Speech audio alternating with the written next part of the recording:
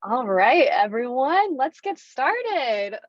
Thank you so much for joining us today for our online event. We're going to be talking about slow travel in the southwest of France. I have a lot of lovely panelists here with me today who are living in their different cities in France. We have a lot of great information to share with you about slow travel and what that really means when it comes to traveling as a digital nomad, as a remote worker, and also in this region specifically. And something I really learned a lot is that France really is a leader in global sustainability. So we're going to be diving in a little bit more into that. My name is Christina. I work for Outsite. If you're just now joining us, thank you so much. Go ahead and drop a short introduction in the chat. Let us know where you're calling in from and also what you do for work. I'm calling in from Bocas del Toro, Panama. Let's see, let's go through our panelists here. Andrea, where are you calling in from? Hi, everyone. I'm calling in from Biarritz, from the Outsite base here in Biarritz. Nice. And Alex, what about you? Where are you calling in from? Hi, everyone. I'm in Bordeaux, outside Bordeaux, in the city center. Very nice, very nice. And outside Bidart, hello. How's it going? Can you hear us all right? I think you're on mute, so make sure that you unmute. There you go. Great, got it. Hi, everyone. Hello. Hey, Charlotte. Welcome to our... All good. We're just now getting started. Thank you for joining us, everyone, today. If you're just now rolling in, go ahead, drop a short introduction in the chat. Let us know where you're calling in from and what you do for work. And Rebecca, where are you calling in from today? So this is not on brand for the call, but I am in outside Mexico City. So in an outside at least. Very nice, very nice. And really today we're going to be covering a lot of great information. We will send a recording of this video after the call and as well as a copy of the presentation. So, take any notes as we go along, but you'll also have all the information available afterwards. Also, we have a Q&A box here on Zoom. So please use that if you have any questions as we go along and we can get them answered. I think we can go ahead and dive right in. So we want to make the most of our time here together. Again, my name is Christina. I work for Outsite on our product and our guest experience. I feel really lucky that I have been to the southwest of France, staying at some of our different Outsite locations. So I'm really excited to talk more with everyone today. Outsite offers beautiful places to stay around the world. We do have over 50 different locations, and 3 of them are here in the southwest of France. And that's really what we're going to be going over today. So we're going to dive right in here. First, we're going to talk about slow travel first, to zoom out just a little bit. What does it mean when we're talking about slow travel? This has really become more of a trend lately. And I think it's really great because it does emphasize connecting deeper with the places, the cultures, and the people that you meet when traveling. It's really about slowing down and also increasing your personal awareness, being more mindful maybe about some of your decisions that you're making and really taking the time to make the decisions that are better for yourself, that are better for the community, that are better for, Mother Earth. So it's also about enjoying your time while traveling and really taking it slow. And I think this is really great in terms of the location independence movement, the work from anywhere movement, because you can really kind of delve into the slow travel aspect and really build it into your travel plans. And that's really what we're going to go over next on this slide here. So slow travel for digital nomads. What does this kind of look like? There's a couple of different ways that you can really build this into your lifestyle. Myself, I'm kind of falling into this nomad lifestyle. I've been working remotely and traveling for 3 years. And I do try to build some of these things in.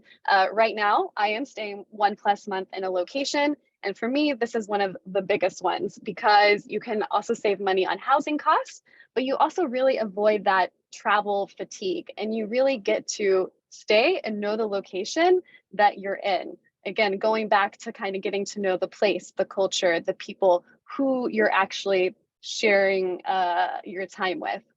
The second one here is choosing your housing more consciously. And I think this is really cool. We're going to go into this later for Outsite Bidart. Super eco-friendly accommodation we have here. They have they have an EU eco label that's really hard to get. And we're going to go into more detail on what that means. But definitely when you're searching for your accommodation, look for those eco-friendly options. Look for co-living options because that's really where resources are being shared and pulled together, which is really nice. And that's of course what the Outsite concept is about. Or you can also stay with local hosts. So there's lots of different options. The place I'm staying here in Panama, we all of our water, it comes from the rain. All of the materials were sourced here from Panama. It's a very eco-friendly place. So that's kind of cool. Also, the next one, we're not going to go into too much detail. Choose sustainable transport. I think this is pretty obvious and something that a lot of countries are moving towards more, specifically France as well. We're going to go into that as well. Also, building your local community. This is really important for remote workers and digital nomads, right? Because we're continuously on the road and being able to stay longer in a location and actually build friendships and have those friendships last. It's really important to your kind of mental health as well while you're traveling. So you can make friends at the co-work, you can find your fitness routine or find your yoga studio. Definitely take advantage of any kind of reoccurring events to really help get ingrained in the community and give back to the community that you're living in. Also, shopping and learning locally. This one I know is not new, but I think it's a really cool way to, again, get to know the culture specifically that you're staying in. So definitely take advantage of any kind of workshops, whether that's artisans or language learning. There's a lot of different opportunities there as well. And the last one, going back to kind of staying 1 month, is savoring your time and your locations. I really love this as well because you aren't really forced to have the checklist, right? You can kind of take your time, you can live your day-to-day life and not feel that pressure of I have to do X, Y, and Z this weekend because I don't have any more time. So it's really nice to savor your time. And also, this is a nice one too, when you're traveling slowly, if it rains or something and something goes wrong with the weather and you can't do your planned activity, well, guess what? There's more time to do it later. So you don't have to worry and stress about that. So definitely take this into consideration, especially if you're kind of new to nomad life, or maybe you're starting to plan your summer travels. Just take this into consideration and see which one of these makes the most sense for maybe the destination that you're traveling to, or maybe how long you can travel in a certain spot. All right, now we're going to take this and make it very specific to our country of the day, which is France. And really, France leads the way in sustainability. You can see here, it's ranked 7th overall on the Global Sustainability Index. And just for reference, I think the US is around 40th or 50th. So really just showcasing how high France is on this list. The first thing we want to kind of go over here is the railway network. And actually, because they have such an extensive railway network, they're also starting to ban short haul plane travel. Does anyone here know when they started banning these flights and what that kind of looks like now?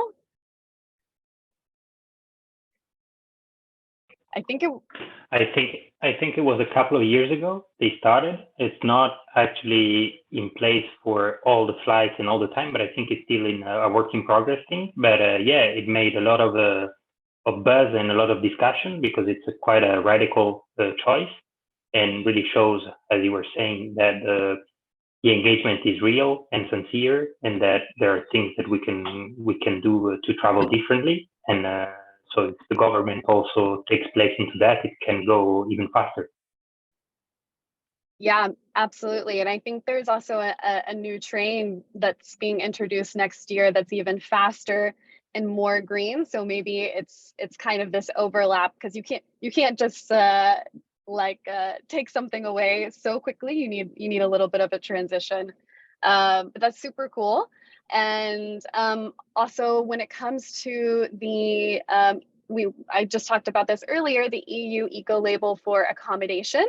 So this is, of course, for all of the EU, but there's only 190 of these certificates given out to hotels and B&Bs in France, and Outsite Bidart is one of them. I was wondering if our team from Bidart can speak a little bit about this label and kind of what it means, what you have to do to be able to get something like this. And don't forget, you have to come off mute. Oh, can you hear me? Okay, maybe we'll move on and we'll talk about it more on our Outsite Bidart section later. Next one here is saying goodbye to plastic, which is really great. I know there's a couple of laws that have been passed recently to help achieve 100% plastic recycling by 2025, and then actually ending all single-use plastic by 2040. That number seems pretty far away, but it's great to have actual goals and progress, right?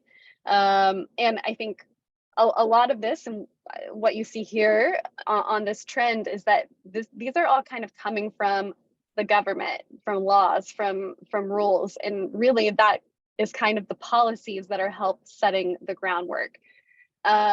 Next one here, wine production. Alex, I don't know if you've kind of noticed this in the last couple of years, but it seems like now everyone is really making the switch to being certified organic, biodynamic, sustainable in their wine process. And it seems like, have you noticed any kind of tours or anything kind of switching to this kind of to focus on this kind of sustainable practices for wine making? Yeah, you have the museum of wine in the center of Bordeaux since maybe 10 years. And they show to the public how the vineyard evaluate with the time. And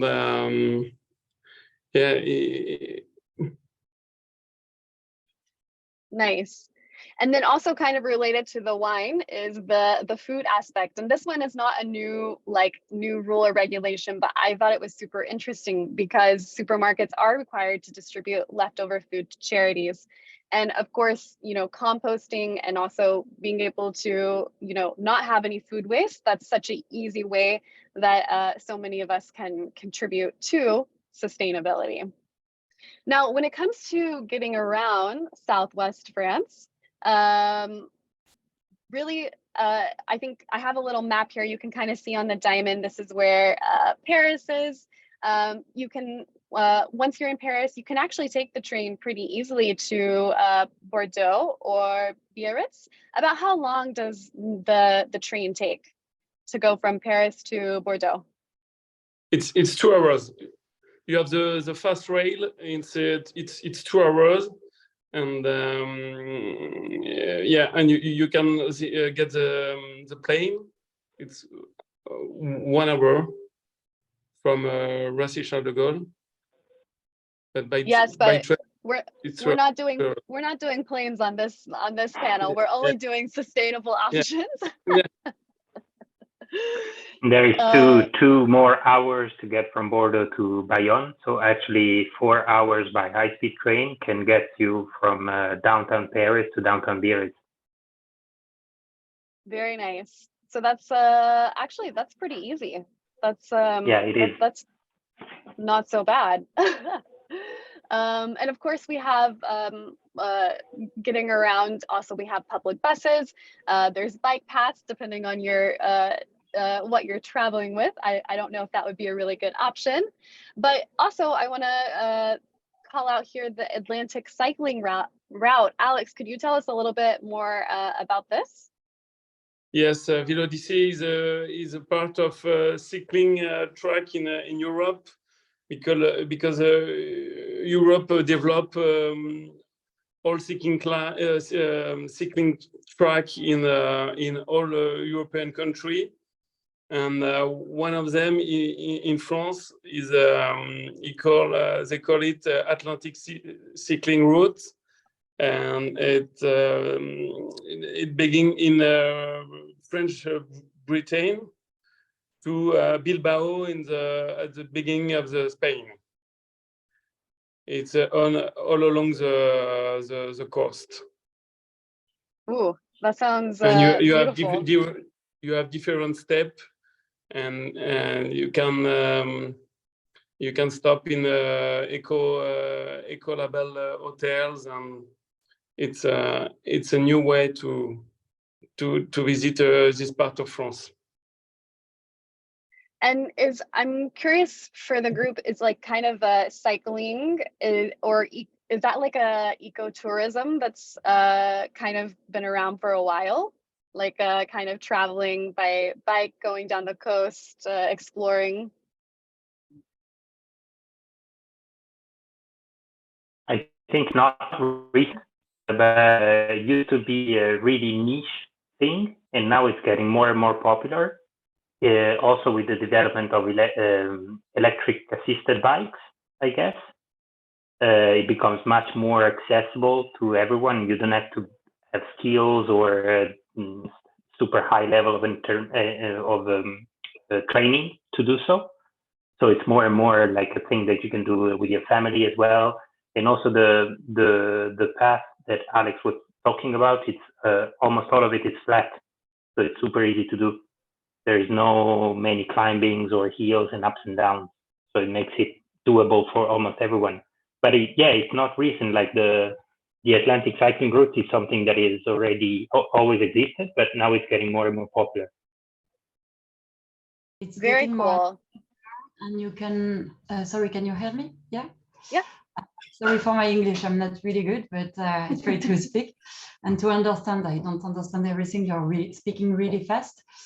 You can take the bike, and you can take you can take it on to open the train with. So that's a great thing, because if you want to mix both train and bike, you can. It's a possibility. Yeah, so that's good to know as well. Like you said, so you can mix. You can mix, and you have more and more places to reserve. So every camping keeps some places to this kind of travelers. I'm sure that with Outsite, it's a add-on option, so it can be good. Yeah, absolutely. And there's also another options we haven't put on the slide, but it's I'm thinking about it right now. But in France, I think it's called in English carpooling. It's like sharing a car ride with someone else. It's a kind of a really big thing, and you can also do it for long trips, long travel, like going, for example, from Paris to Bordeaux or from Bordeaux to Biarritz. And there is a website which is really easy to access. Called BlaBlaCar in France. Exactly. You just make an account, and then you can jump on it, and everything is verified. You can share your ride with someone that is going from Bordeaux to Biarritz. I know the trip Bordeaux to Biarritz, for example, is really popular on the BlaBlaCar. Oh, that's super interesting. Yeah.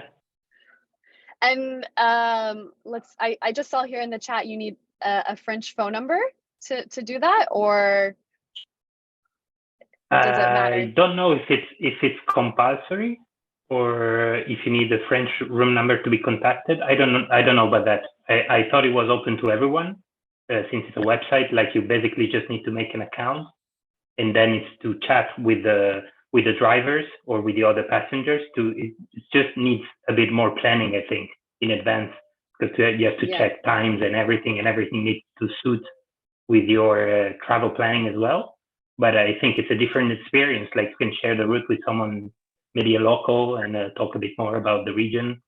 Nice way to spend a couple of hours drive from Bordeaux, for example, to Bayonne or Biarritz.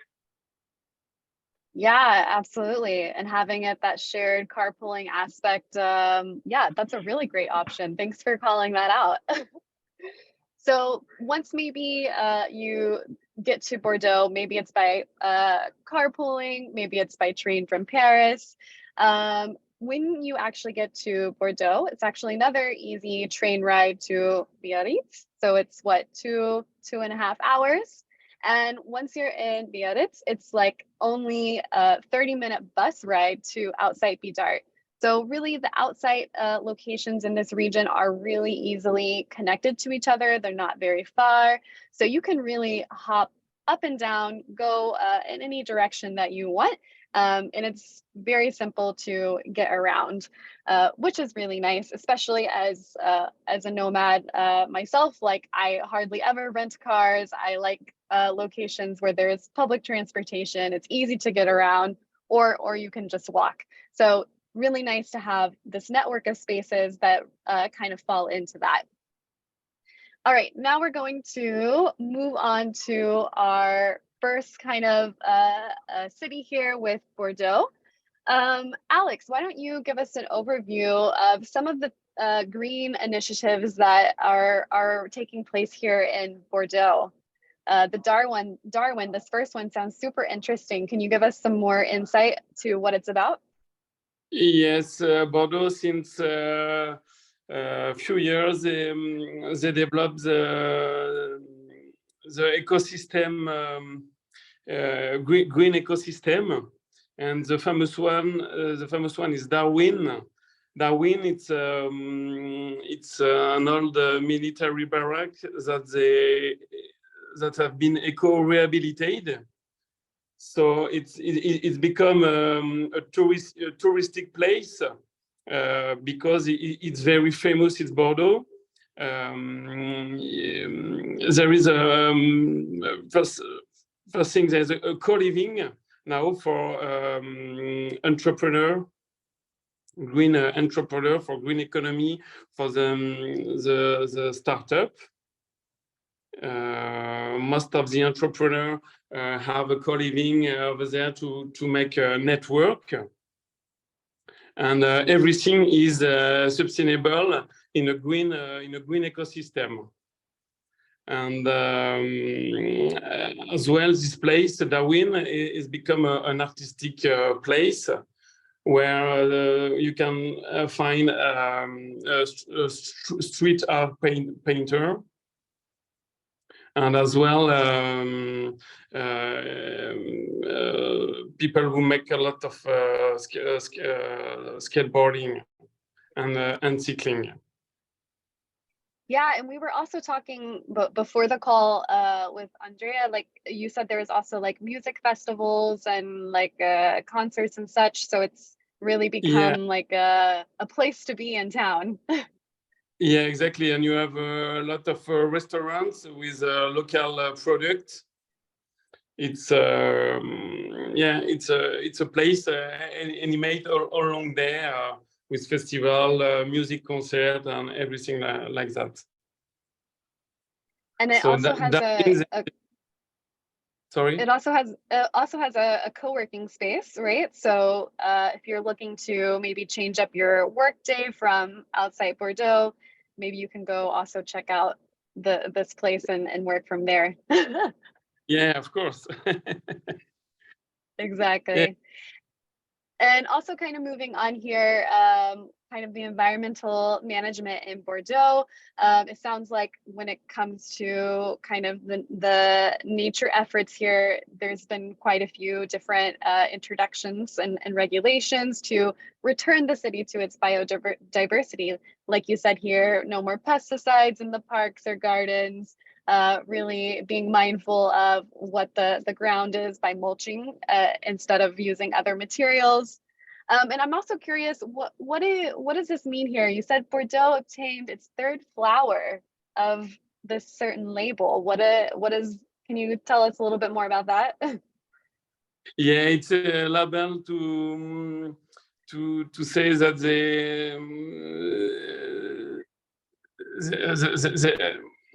they are very for the biodiversity. Okay. They make in sorry for my English. they make a lot of action to become very biodiversity. How to cut the grass, how to cut the tree. They don't use. Oh. I guess he'll join us back in a second, so we can move on to our next destination probably. But also kind of similarly, I know there's lots of initiatives that the city of Biarritz has put in place to really continue with the sustainable initiative. So Andrea, why don't you walk us through some of these things that Biarritz is doing? Yes, of course. Actually, yeah, Biarritz is doing a lot of effort on its sustainability approach and also on slow traveling in general. It didn't used to be like this, but the efforts were taking into when Biarritz decided to host the G7 summit, which is, I don't know, I think you guys know what it is, but it's an international summit of all the government first ministers and foreign ministers of the 7 most important countries in the world. And it took place in Biarritz in 2019. So efforts were making before the date, but really speed change was made into sustainability and environmental approach toward that event. And to recompensate the city authorities for the efforts undertaken, the city was issued with the ISO 20120 label, which is a European certification program, the ISO, with a lot of checkpoints actually on how the city is handling sustainability, how it is reducing its footprint and its CO2 emissions. And since Biarritz's main economy is around tourism, it involves a lot around slow tourism and sustainable tourism. And yeah, the label is rewarded actually for those reasons. So the city is internationally recognized today as an innovative and sustainable destination in France. And yeah, it makes an echo with everything you said about France in general, leading the way. And a few of its major tourist destinations are trying to adapt to this and to being in the same kind of approach. Another thing that I wanted to talk about is the local beaches. Biarritz is an ocean town. It's a surf town, and it's on the ocean. It's one of its main feature, let's say, characteristic. And all of its beaches are smoke-free and are issued every year with another European label for water quality and bathing water quality, which is called the Blue Flag. Pretty known over here in Europe, and all the beaches which water quality is monitored and let's say checked regularly, and it replies it's compliant to some of factors, then they receive the label, the flag. So Biarritz is used to this, and yeah, since I think it's 4 or 5 years from now, you can smoke on the beaches anymore. Actually, at least the main ones. And yeah, the last thing that I wanted to highlight is also that even if it's a small town, Biarritz in general, it's just 25,000 people living all year round. The network of local NGOs and environmental NGOs is pretty dense. There is a lot of them. There's also important ones in Europe. I think it's the proximity with the ocean and the outdoors that makes it like this. But for example, Surfrider Foundation Europe, which if anyone in the webinar is a surfer might know, from the US, they're really popular as well. They have their European headquarters, which is right here in Biarritz. So they have a lot of activities going on in awareness raising, education, and mobilization and volunteering. But there's also a lot of other ones, which are much smaller and also locals. And if you're staying here for a while, for example, a month or so, you can easily join one of them for a beach cleanup or another awareness raising activity. We encourage guests here in Biarritz to do so, but the information is really easy to access, and it's in the city and also on websites, etc. You can look for environmental actions in Biarritz, and you will have plenty of choice. Yeah, absolutely. And I think also, you know, like you said, this is a surf town, it's on the beach, but there's also the mountains as well. And there's also lots of hiking around. Of course. What other kind of outdoor adventuring can you do in the area? Actually, yeah, it's much known for its ocean vibe and surf culture here in Biarritz, but together with Bidart, we are really close to the mountains as well. The Pyrenees, which are the local mountains on the border between France and Spain. And actually, even if it's less known for that, there's a lot of hiking that you can do over here. Cycling as well. It's a huge thing here in the Basque Country, both off-road and on-road. And yeah, the hikings are great. They're not so steep, like not so hard to do, like in the Alps, for example, since the Pyrenees are less high as mountains, and yeah, it's more accessible. There is a lot that you can do also with your family or for all levels, and they're really easy to reach. Like the first ones close to Biarritz and Bidart are around 30 minutes driving from the cities. So yeah, the good thing about here is that you can do both in the same day. You can go hiking in the morning, for example, and surfing at night or at sunset. Super nice. And just talking really quickly about Outsite Biarritz, you're in the city center. Everything is very walkable, right? Yeah, tell us a little bit more about the location. The location is great, especially if you're coming by plane or by train. In this case, more by train or by bike or carpooling, because everything, as you said, it's a walking distance. We're really close to the train station, for example. You can come here by Uber or by bus. It's an easy ride, around 2 kilometers, so it would make 15 minutes ride by car and maybe 20 minutes by bus. And then from here, you're actually 200 meters away from downtown Biarritz, from the city center. There is the indoor market close by, which sells local products. You can go there for breakfast or for your groceries as well. You can visit the city from there. And the beach of Côte de Basque, which is the most famous one in Biarritz. And I think it ranks number 2 in the most liked beaches in France. It's basically like at the end of the street. Like here, if you go to around 100-meter walking, you will have the cliff, and then down the cliff there is the Côte de Basque beach, which is good for water activities as well. And the other nice beach in Biarritz, which is the Grand Plage, it's in the city center. It's more for sunbathing and swimming and enjoying the ocean. Nice. And it's pretty easy to get around by walking, it sounds like, and also by biking. Biking is great here in Biarritz, especially, as I was telling before, electric bicycle riding, because contrary to the Atlantic Scenic Route, here it's a lot of hills and up and downs. So you might need a little bit of assistance depending on your skills and level. But yeah, we offer a few rentals here in Outsite Biarritz, which we work with, which you can rent an electrical bike, and they can even deliver the bike right in front of the outside space. We can take it from here, and then they will come and fetch it over when you're finished with it. Super nice with an electric bike. You can actually go even from outside Biarritz to Bidart if you want to visit or check. Exactly. That's exactly what I was about to say. And also, the first time I used an electric bike was at Outsite Bidart, Really? and it's a game changer, like in terms of getting around, and so nice for exploring the coast.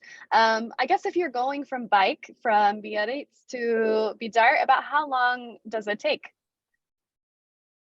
I will need the girls from Bidart to confirm, but I think it will be around 20 to 30 minutes by bike. And it's a super nice path because you can see the Basque Country in all of its beauty, let's say. Yes, it's about 20 minutes. Yeah, 20 minutes, I think. So nice. And that's very easy. And like you said, if you have some nice views around, even better. Exactly. And this is a perfect segue to our next slide, which is about Bidart, France. All right, Charlotte, do you want to give us an overview really about your location? Yes, we are a bit in the countryside, just 15 minutes from Biarritz and 10 minutes from the beaches. We have the surrounding of the houses. We have quite a lot of acres with the fields, have horses around, have a tennis court, we have a bolodrome. I don't know the English name for that. What do you say in English for playing bull? Playing pétanque. Pétanque. Oh, You know. We have it in England. It's like playing bowls, or it's like an outdoor lawn sport. I don't know if it's a thing in the US. Yeah, we have one here, so you can play.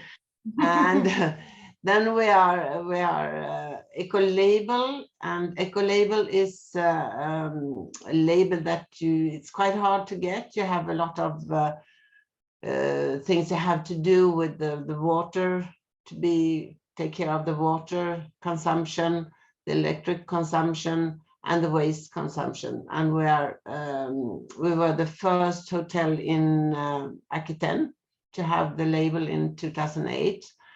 And we have recently made a permaculture garden where you can go and have flowers you can eat. I just gave the guys who are in the outside yesterday some flowers to have for dinner.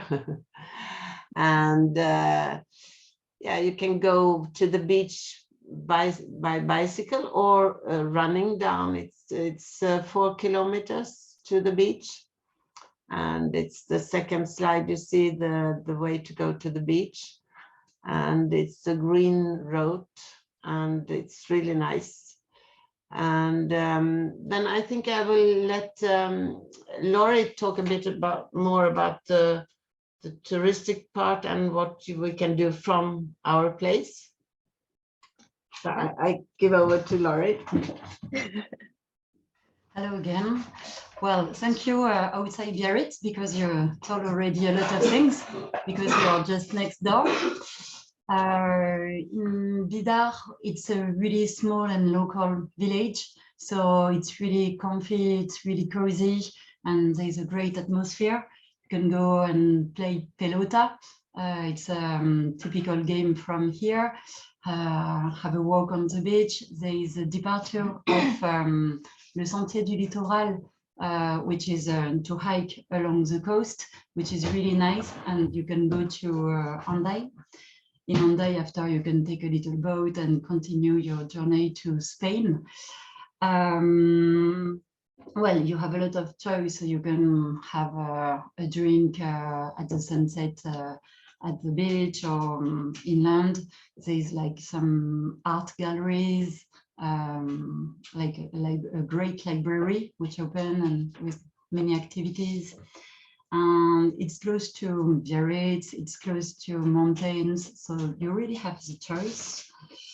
What else? You can taste some Basque specialties too to eat. So you have I don't know how to to say in English, une brasserie, where they do some cider and beer. So you can go and taste it. Yeah, thank you. And you can taste some Basque cake, le gâteau basque, which is typical from here. Some ham, cheese, well, many things. So yeah, it's really great to come. And I'm sure that if somebody comes from Bordeaux, he can taste wine and visit the town. After, well, there's many people and it's crowded. After, I can come to Biarritz and train to go to do some surf. And after, come to relax in Bidart, because we are a bit inland, as Madame Vacher told us. So yeah, it's a great slow travel. Exactly. What a nice itinerary, like you said, starting with some city life, wine tasting, then making your way down to Biarritz for some surf, and then to the countryside, like you said, to relax. And I know Rebecca and myself were actually here a couple of summers ago, and it was just so easy to get around on the electric bikes and to go and explore the different villages along the coast, and really, yeah, just scoot around and see everything. So definitely very easy to get around, which is great, again, as the nomad and a remote worker. And also, I'm going to go here to the next slide, just to kind of give you a peek inside Outsite Bidart and kind of what this looks like. Really gorgeous space here in the countryside, but also still very, very close to the coast and connected with a bike path, which again makes it very easy to get around. All right. Oh, go ahead. No, usually people feel really good, and it's a small place, so the accommodation is really comfy and it's really welcoming. So yeah, it's really good. Absolutely. And like I think Charlotte mentioned as well, there's some horses nearby. Like you really do feel like you're in nature, and there's an old there's like a bakery that's inside of a mill, I think, by like the river, and it just feels very, very nice. Yeah, she has to share. Yes. And thank you everyone so much for kind of diving in a little bit deeper on your location. Is there anything else you want to add for everyone who's attending today? Anything else about your location or your region before we kind of dive into the Q&As? No, that's fine for us. I think the picture says it all. You can see the mountains on the background, the beach, the sun. You have everything into one same picture. Yep, exactly. Well, thank you so much. We're going to go through some of our questions here. Ooh, this is a great question first. How do you ensure that non-French speakers are able to fully experience and appreciate the local culture and lifestyle despite any language barriers that may exist? no. Can you repeat your question, please? Yes, it's also in the Q&A box too, if it's easier to read that as well. How do you ensure that non-French speakers are able to fully experience and appreciate the local culture and lifestyle despite the language barrier that may exist? Well, I think one thing I'm just going to say here is staying at a place like Outsite, you do have local hosts here to help guide your experience, to help give you direction on maybe what to do, maybe what tours or where to go that are going to be maybe a little bit more, I think, inclusive, or maybe speak some English, or depending on your native language, they can kind of help guide you. So I think that's really nice to be able to rely on our local community managers like Andrea, Alex, and Charlotte to kind of help guide your experience.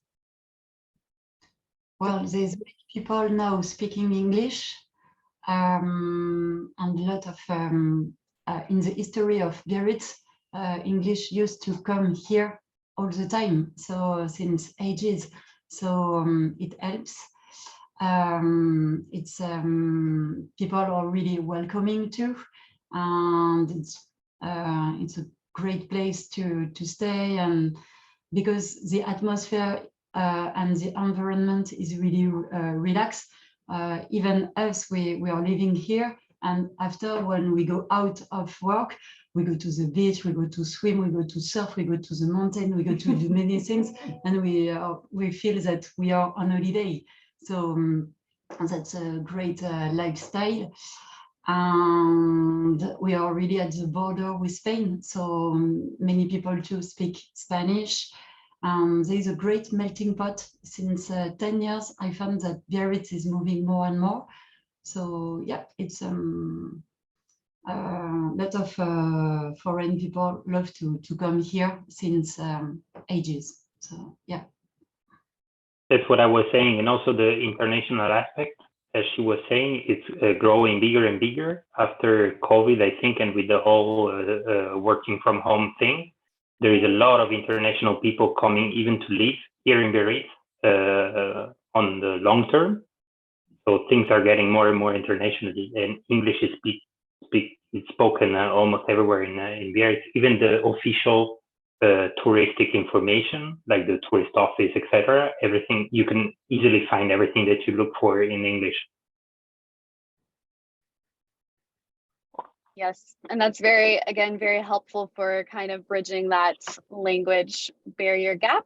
And I also, I do think it is, there is a more relaxed vibe in this region. So it's, again, makes people maybe more welcoming than what you would typically think, and maybe like Paris or something like that. So yeah, it's. And also hospitality is really part of the culture here in the southwest of France, and specifically in the Basque Country. Yes, that's very helpful too when getting to know a new place. All right, thank you. We're going to move to our next question. As someone who's interested in staying at Outsite Bordeaux, curious to know if the spaces host guests that are not Outsite members. If so, how do you ensure the unique Outsite culture and sense of community are maintained? This is a super great question. For all three of these Outsite locations, they are open to non-member bookings. We only have a few number of Outsite locations that are like this. But one of the reasons that we are doing this is because we do want to give other people who aren't members, who are maybe still hesitant about becoming a member, give them a chance to actually try the Outsite experience to see what it's like. So, if you're booking through a different platform and you're not a member, everything you're still reading is about the experience is still the Outsite experience. We're still setting that expectation. We're still communicating with them. It is at a higher price point if you are not a member, so that is something to note here. But when you're actually in the Outsite space itself, things still run like an Outsite. We still have our community managers. We still have our WhatsApp groups. So there is still, you're still having that community, but it is a mix of members and non-members. So do keep that in mind as you're considering the different Outsite locations in the whole network. But great question. Thank you, Sunny, for asking that. Another one here. How has the summer climate been in recent years? I am concerned it's too hot and humid in June and July. Great question. Who wants to take this one? And maybe it's even different between like Bordeaux and Biarritz. I don't know. In Bordeaux, the climate is very temperate, but in spring sometimes you can have a lot of rain.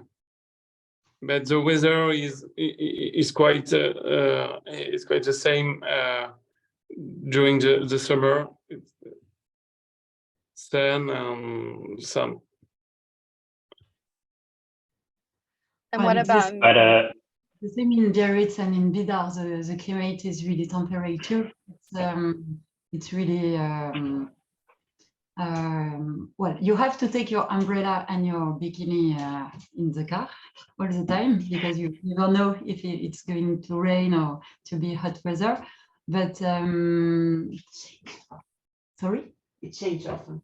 It changes often, yeah. Yeah. But for example, yesterday, since February, I used to go to swim in the oceans with an association named Les Ours Blancs. So we go to swim without wetsuit, just with a bath, how do you say, un maillot de bain, a bikini. And well, we can swim all year long in the oceans, and yeah, it's cold. People go to surf, people go to it's cold, but it's great, and it's really great, a good experience. But I have a it's question. also true. It's also true that since a couple of years, I think like everywhere else in Europe, like this, not the climate is changing, yeah, but it's getting hotter and maybe more humid, and they call it here in France heat waves. We've been hit by some like last year and the year before. So there are short episodes lasting usually a couple of days, 2 or 3 days, where it gets really, really warm. But I think it's the case in the world in general and in Europe especially. So it makes, yeah, a few episodes like this can happen in the summer. You cannot really plan it, like if you're planning for your holidays, and but it's a reality. We are faced with it. Is it common to have, you know, since we're talking about the heat and humidity, is it common to have air conditioning in buildings or in hotels or anything in accommodations in your town, or not really, because it is so No. temperate?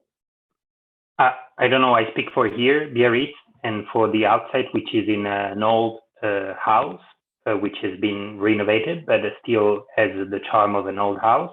It's not really common because it didn't used to be a problem in the past. Heat waves like this were not that common, I think, and now they are with the climate change and everything that's happening with it.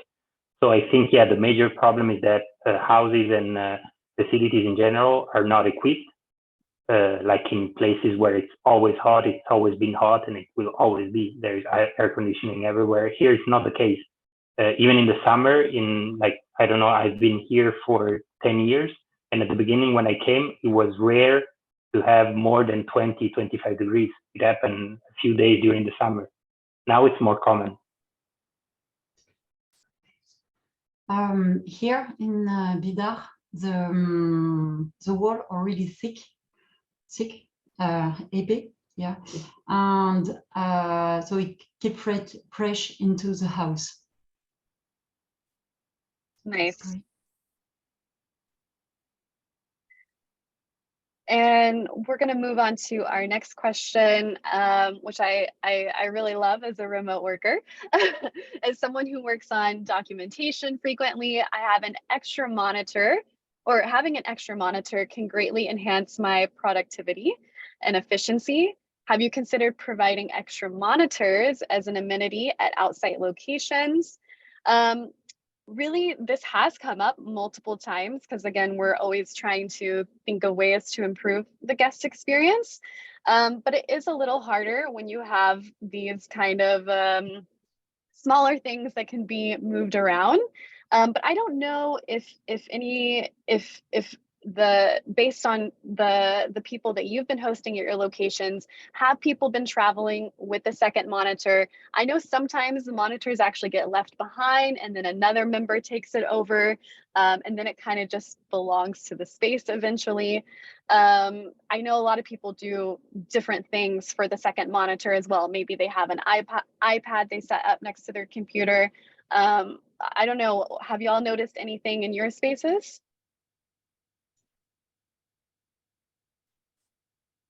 Maybe not, I don't know. Maybe everyone's traveling light with only we one have laptop. on our side, it was definitely a recurrent demand for people, especially people staying for longer. And we have a lot of remote workers who are in tech. And so sometimes a second monitor can be really helpful. So we actually have a few of them in the office spaces here in Biarritz. We installed fixed monitors, which are at your disposals. And basically every office spot that we have here is equipped with one of them. Since it was really a recurrent question from the guests coming over here. Super. And I'm just going to take that one step further. Do you also have like different cords that hook up from like the laptop to the monitors as well? Yeah. So in theory, we always have all of them, but sometimes they disappear magically. So we try to replace them as quickly as possible. But yeah, we have most of them. Yes. And again, that's also another reason we really haven't, we don't provide this at all of our Outsite locations, is because keeping track of the cables, the monitors, who has them, it can get a little tricky to scale that. But super great to know that you are interested in that. So we can we found a nice support for the monitor, a nice like support which hides the cable inside, so it's harder to lose it. Actually, it sticks to the monitor actually. Oh, that's super good. And it keeps everything more tidy, which is nice when you're working. Exactly, and more space also if you need to have a bit more space to work. Yes. All right, we're going to go through some of these other ones really quickly here in our last couple of minutes. If I understand correctly, and all three of these community managers are living in the spaces. Do we interact with them in person, or is it all online? First, no, none of our community managers live in the Outsite spaces. Outsite spaces, you know, really, they're designed for working professionals. They're designed for adults. We don't have a concierge on site. We don't have someone at a front desk. That being said, our community managers are dropping by the space quite frequently. They're also getting people together for weekly gatherings. So you do see them in person, but you also interact with them online as well. Maybe it's through email, maybe it's through WhatsApp. All of our community managers are welcoming everyone online before they check in. So you have a lot of different touch points with the community managers. And this is the case across all of the Outsite destinations. So it's a pretty similar experience. And again, none of our community managers actually live at the Outsite spaces themselves. That'd be too much. Another great question. In the context of slow travel, do any of these destinations have any partnerships with local organizations, services, etc., that allow Outsite community managers to explore and immerse themselves fully in the local culture?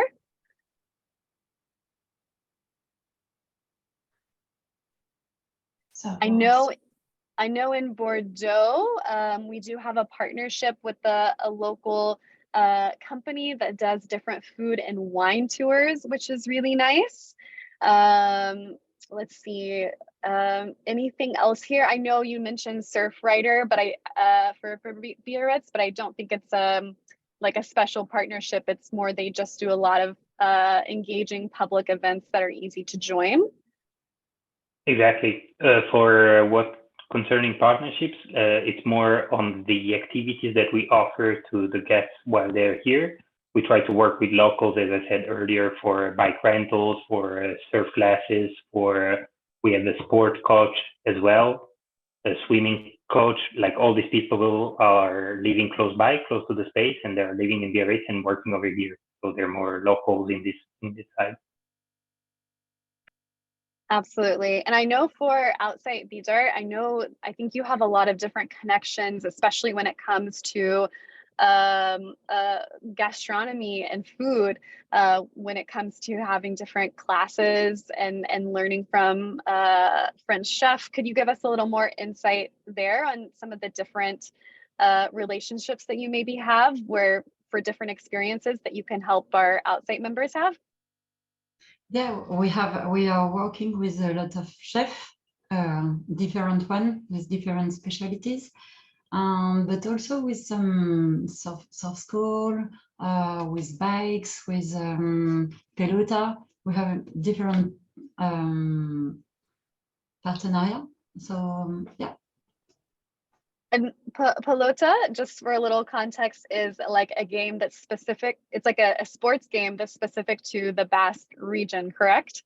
Yes. I think in English it's called JLA. There used to be an English translation of it. I'm going to write it down in the chat. I saw a movie once who they were talking about this. But yeah, it's typically from the region here. Super. And yes, I think there's a court in town in Bidart, so it's pretty easy to take a class. Very local sport, so that could be super cool to take advantage of. Another great question here, our last one, and then we're going to wrap it all up. Thank you everyone for joining us today. Similar to the documentation question, does Outsite have a network of local spaces that allow artists to kind of continue creating in their nomad lifestyle? Oh, okay, art studio, music studio, recording podcasts, those type of things. I would say we don't have that specifically in our spaces, but I do think it's a really interesting idea, especially as I think a lot of people are, they're either entrepreneurs or they're content creators, or they're their own business owners. Having a nice space for creation could be great. I know in like Biarritz, we do have a separate call space, so maybe that could be an area for some kind of creativity.